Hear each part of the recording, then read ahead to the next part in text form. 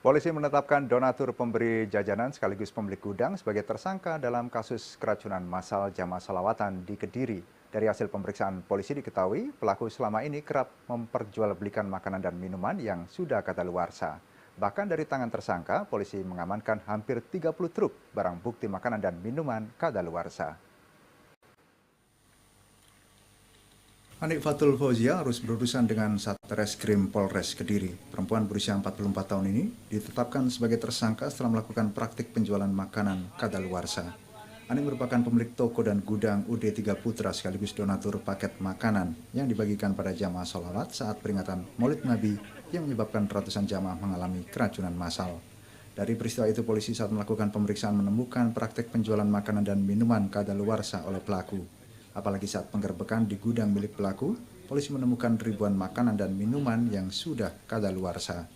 Kapolres Kediri AKBP Bimo Arianto mengatakan pada polisi tersangka Anik mengaku sudah menjalankan bisnis penjualan makanan dan minuman kadaluarsa selama 6 bulan. Dalam prakteknya, pelaku sengaja membeli makanan dan minuman kadaluarsa dan mengganti keterangan batas waktu kadaluarsa yang tertera di bungkus mamin. Modus ini efektif minat konsumen karena mamin yang ia jual harganya jauh lebih murah dari harga pasaran.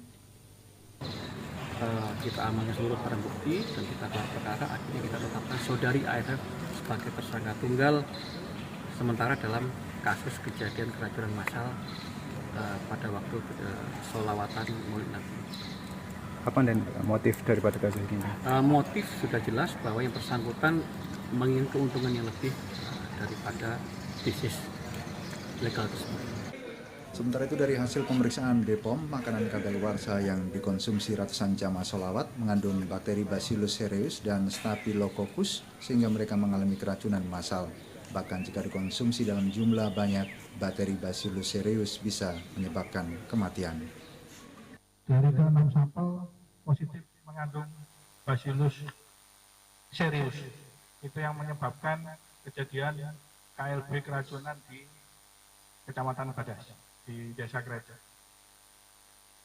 Dan ada satu sampel yang mengandung Staphylococcus, dan itu hanya satu sampel. Akibat perbuatannya pelaku terancam dijerat Undang-Undang Perlindungan Konsumen dan terancam hukuman 15 tahun penjara.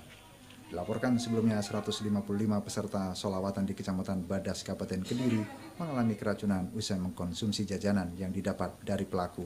Kegiatan sholawatan itu akhirnya terhenti setelah para peserta dilarikan ke rumah sakit untuk mendapat perawatan.